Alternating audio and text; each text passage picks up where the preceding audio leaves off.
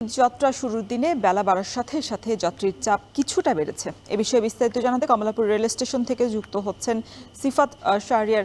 সিফাত, এখন পর্যন্ত কয়টি ট্রেন শিডিউলের কোনো বিপর্যয়ের কোনো খবর আছে কিনা, আর যাত্রীদের কোনো অভিযোগ আছে কিনা এই বিষয়ে?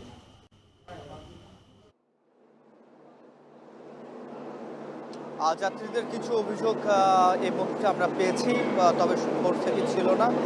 দুটি ট্রেন দেরি করেছে, আমরা যেটি দেখেছি 1 ঘন্টা দেরি করে 11 সুন্দর প্রভাতী, যেটি কিশোরগঞ্জ এক্সপ্রেস কিশোরগঞ্জগামী একটি ট্রেন আন্তনগর, এবং লালমনিরহাট এক্সপ্রেস ট্রেনটি এখন পর্যন্ত ছাড়েনি, যেটি 8:30টার সময় ছেড়ে যাওয়ার কথা ছিল। এই দুটি ট্রেনের যাত্রী যারা ছিল তাদের অভিযোগ আমরা শুনেছি। আমরা এখন যেই ট্রেনটি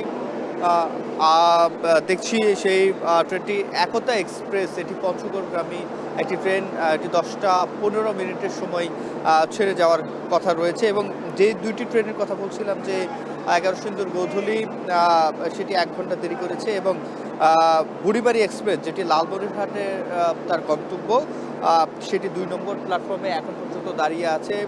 8টা 30 মিনিটে ছাড়ার কথা ছিল, 1.5 ঘন্টা পার হয়ে গেলেও বুড়িবাড়ি এক্সপ্রেস এখন পর্যন্ত ছেড়ে যায়নি। এবং তিতাস কমিউটার একটি লোকাল ট্রেন ব্রাহ্মণবাড়িয়ার উদ্দেশ্যে 7 নম্বর প্ল্যাটফর্মে দাঁড়িয়ে আছে, যেটি যাওয়ার কথা ছিল 10:45টায়, এখন পর্যন্ত ছাড়েনি। তবে ভোর থেকে যে ট্রেনগুলো গেছে এখন পর্যন্ত 10 থেকে 11টি ট্রেন ছেড়ে গেছে কমলাপুর থেকে। সেগুলো আমরা যেটি দেখেছি সেগুলো সঠিক সময়ে গেছে বেশিরভাগই ট্রেন। এই দুটি ট্রেন ছাড়া বাকি ট্রেনের যারা যাত্রীরা, তারা উৎসাহ প্রকাশ করেছেন ঈদযাত্রায় বাড়ি ফিরতে পেরে, তারাও খুশি। এবং তারা যেটি বলছে যে এই যে অনলাইন যুদ্ধ করে টিকিট কাটার পর থেকে আসলে আনন্দটা শুরু হয়ে গেছে, এবং পরবর্তী সময়ে ভিড় কাটাতে একটু আগেই তারা যাত্রা শুরু করেছেন।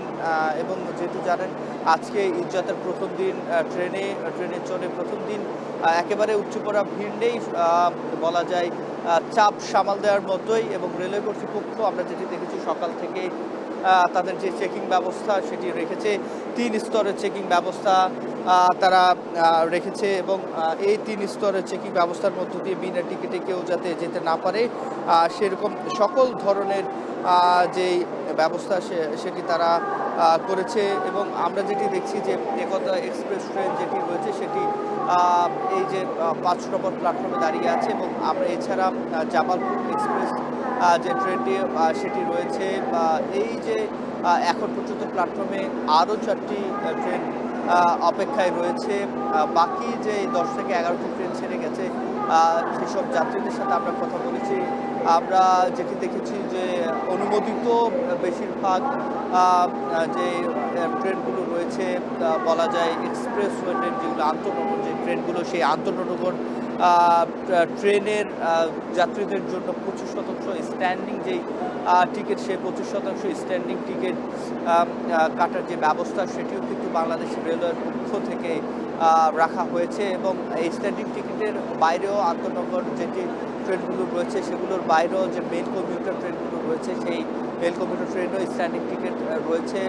অর্থাৎ যাত্রীরা বসে যাওয়ার পাশাপাশি দাঁড়িয়ে যাওয়ার যে একটি সুযোগ, সেটি কিন্তু থাকছে। এবং এই যে একতা এক্সপ্রেসের যে যাত্রীরা ইতিমধ্যে যাত্রী উঠে, আমরা যেটি দেখেছি যার যার যে সিট সেখানে তারা অবস্থান নিয়েছে। এবং এখানে আমরা তেমন একটি স্ট্যান্ডিং যাত্রী দেখিনি।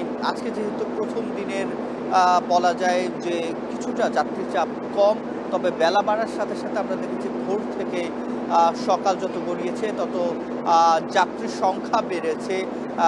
এবং আমরা রেলওয়ে কর্তৃপক্ষের সাথে কথা বলেছি, এখানকার স্টেশন ম্যানেজার যে রয়েছেন তার সাথেও কথা বলেছি। তিনি যেটি বলেছেন যে যাত্রী চাপ যতই থাকুক, তাদের যে টিকিটবিহীন যে যাত্রা সেটি করতে তারা দেবেন না। তো এই ছিল আমার কাছে কমলাপুর রেল স্টেশন থেকে সবশেষ। ঈদে ঘরমুখী মানুষের ট্রেন যাত্রার খবর জানাতে কমলাপুর থেকে যুক্ত ছিলেন সহকর্মী সিফাত শাহরিয়ার। 6 উপদেষ্টার একটি বহর নিয়ে প্রথম